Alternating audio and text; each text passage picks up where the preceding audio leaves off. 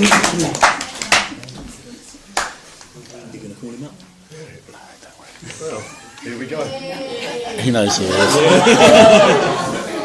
Thank you, Mike. I've been known to pirate DVDs already, so I guess I'm halfway there. So we should be fine. Yes, yeah. But yeah, firstly, my wife. I would like to thank you all for coming. I know I'm in the middle of nowhere, and it's a great effort for everyone to get here. I would like to thank Debbie, who's come all the way from Barcelona, and Stuart and Claire, who've come over from Ireland. So everyone's made a great effort, and really, both of us appreciate it.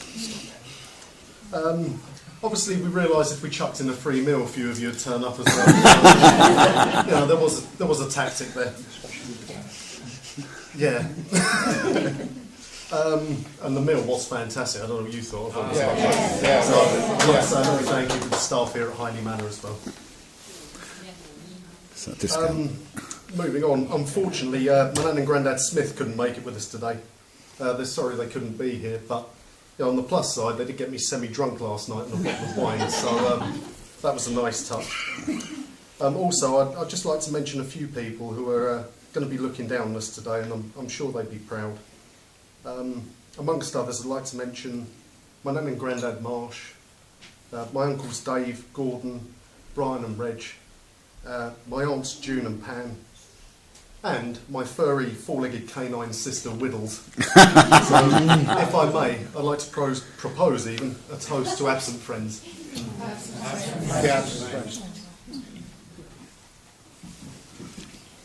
Right, well, researching this, I'm told there's an unwritten rule saying that the groom must look the most handsome of all the blokes, and well, I'd just like to thank my best man, brothers and friends for keeping to that to an absolute T. So, cheers, guys. Conversely, the maids of honour, the maid of honour even. I've had too many of these. I thought there were two. Bridesmaid and my niece and nephew all look fantastic today. So once again, a toast to the bridesmaids, maid of honour, my niece and nephew. Cheers. We're going to need more drinks. I've got so many toasts lined up. Speaking of my brothers, I was quite fortunate that I could employ their skills here today in an official capacity. Simon loves bossing people around, so the natural job for him was obviously going to be MC.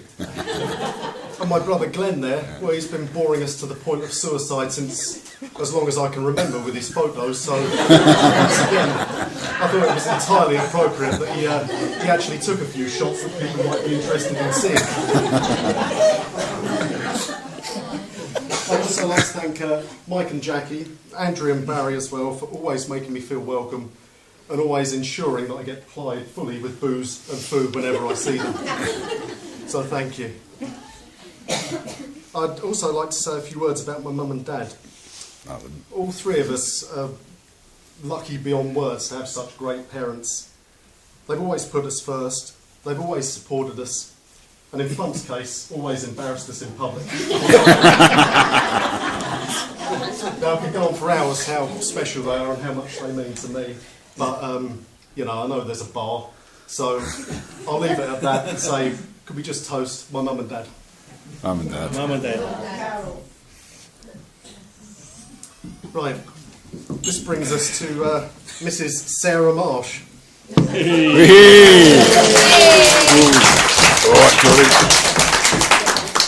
Now I wrote something down here about when I saw her walking down the aisle, but I didn't know what I'd write because I didn't know what I felt. But seeing her I've never felt anything like it. It was really incredible. Not a feeling at all like it ever. I was just moved and flattered that she was actually walking down the aisle to come and marry me.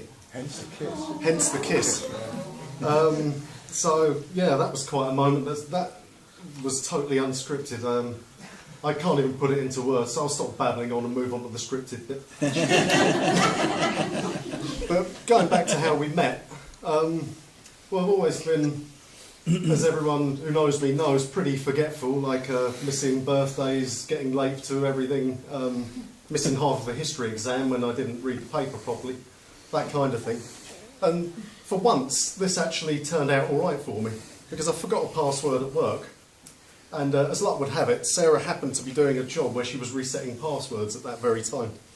So I went there to get my password, and before long we were exchanging sort of essay-length emails, and we sort of discussed everything and everything.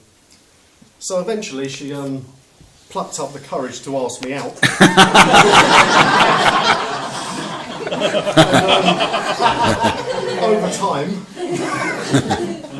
Over time, I think we both became to realise we were very special to each other. She's incredibly funny, she's very caring, and she's warm. We have loads of laughs, really do. She's got so much character and so much love, and I find her absolutely fascinating every day. She even got me eating vegetables. And she stopped me dressing like a geography teacher. There's no Rupert Bear suit. But I came to realise this was the person I wanted to spend the rest of my life with. So a couple of years ago we were going on holiday to Portugal, and I had it in my mind that I was going to propose. It took me a few days to get round to that, and I had the engagement ring on me, and obviously it had to be hidden in some, what you might term, unfortunate places. But after about 10 days or so, I thought it was time to propose, and I was absolutely thrilled when she accepted. I was equally thrilled that she didn't expect me to go down on one knee, because we were swimming in the Atlantic at the time. I might have drowned. So there you go. But here we are, and yeah, it's a special day. I love her very much, and I'm immensely proud to stand here as her husband. So I would like to propose another toast to Mr. Sarah Marsh. Mr. Sarah Marsh. Was that Mr.? Now I'd like to hand over to my best man Al. Al, along with Dave, I've known since I was in infant school, and well, I'd like to thank you very much for being my best man, and I'd like to point out to everyone that Al's a man who doesn't let the truth get in the way of a good story. So at this point, I'll either switch off or put some headphones in. Ladies and gentlemen, boys and girls, thank you very much.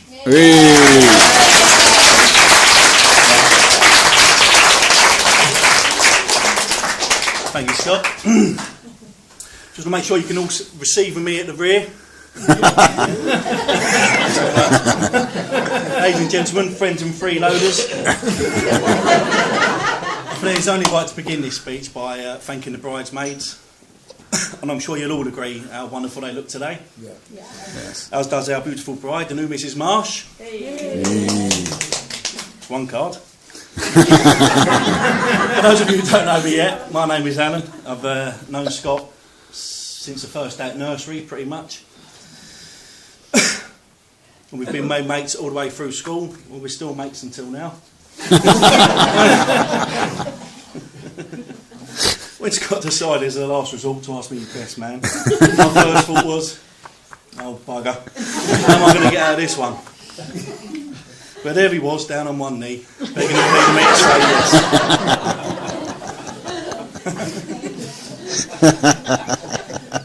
But with those big puppy dog eyes, how could I say no? At least I know how Sarah felt.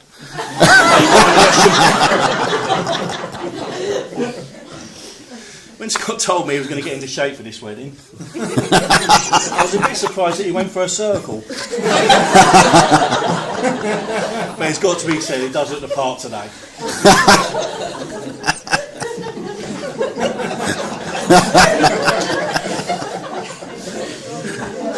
Before Scott's weight through years, where he would steal biscuits and matchmakers for the boys at the back, for when he got the munchies, Scott was always a quiet kind of a chap, just watching videos all day long. I was struggling to find something to say about his younger years, until I went to visit his mum and dad, who had stumbled across an old diary, which I'm going to read some out to you. Some more interesting extracts. It's true as you like this. West Ham one. Scott can type at 7. That's pretty good. Right, June 81, age 7 3/4. Dear Diary, I had my first shave today. Why am I so hairy? It's just not fair.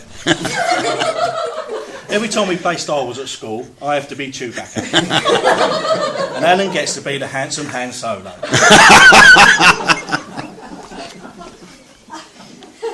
Right, okay, moving briskly on. 86 now, he's 11 and a half. Dear Diary, Mum and Dad have had to go up to school with Simon again. Alan comes over, we go into Simon's room to see what we can find. Alan looks under the bed and pulls out a large collection of magazines. Jogs, Razzle, Escort, Asian Babes. No wonder he's going blind.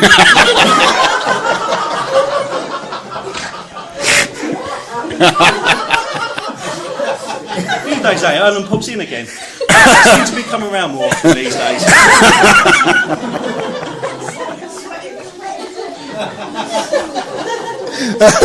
Mum and Dad are out with school again. Glenn's out pumping iron. So we decide to have a sneaky peek in his room. Surprise, surprise, more magazines. But I think Glenn might be batting for the other team. Mags are full of large naked blokes. Alan goes home without having any dinner. Which is unusual. As Carol knows. Dear Diary, my 14th birthday. We go to the Swan pub. I've not shaved it this morning, so I have a nice bushy beard. I love my pipe so we can get served. I have a whiskey dry, but Dave and Keith have to have a lemonade because they think it. Sorry. Dave and Keith have to have a lemonade and a packet of mini cheddars. The barman thinks they're my sons. The best birthday ever. Had a hangover and a sore throat at school the next day though.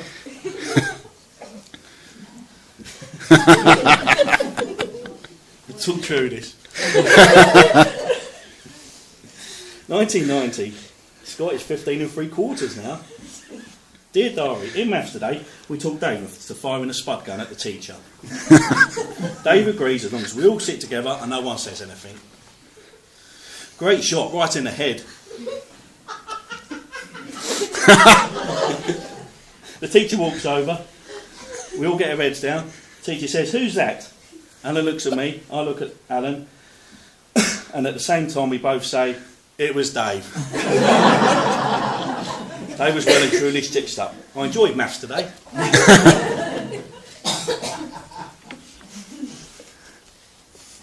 Right, September 92, age 17. Dear Diary, Mum and Flump are moving to Banstead, leaving Glenn and I house sitting. Have the first of many parties at home. Alan can't make it. It's no fun without Alan. He's the only one out of all my mates who knows any girls. Needed to make sure he comes next time. It might as well be a gay party. Glenn's happy anyway. The following Saturday, have another party. Alan's coming, thank God. At least he won't be all blokes this week. Alan turns up with loads of girls, birds everywhere. Get in. You remember that party?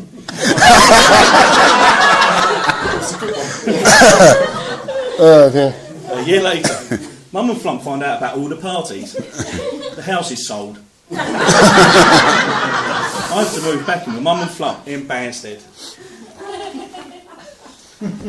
By the Banstead years, there's a bit of a sum up here. It's about the next 10 years, in fact. They all read the same. Stayed in, watched another video, went to bed.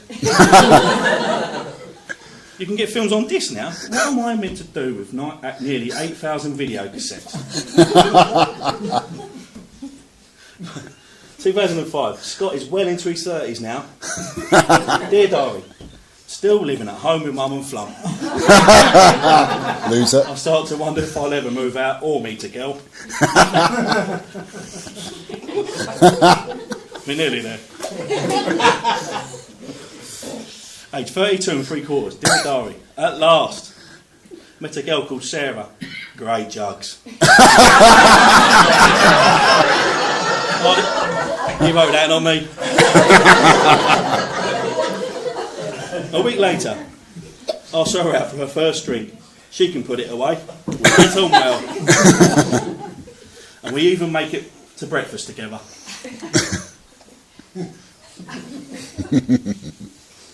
The next day, Sarah and I go out for dinner. It's my first doner kebab.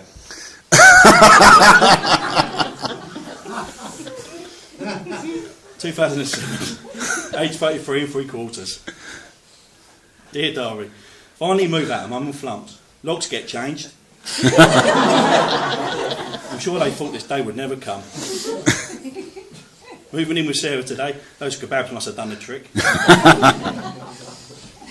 September 2010, age 36. Dear diary, go on holiday to Portugal with Sarah.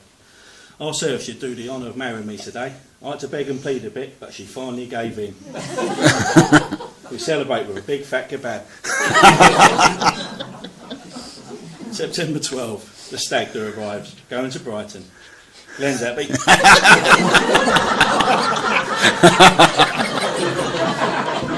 October 12.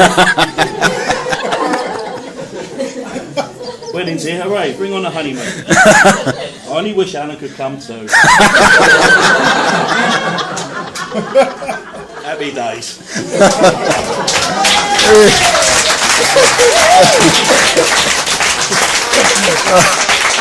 All through that. Oh, dear. Joking aside, Scott and his family have been great friends to me, and we've had some excellent times together when Scott was out. And I'm sure we'll have many more in the future. And it's been an honour to be the best man today. Finally, the most important bit of advice I can give you is, may all your ups and downs come between the bed sheets.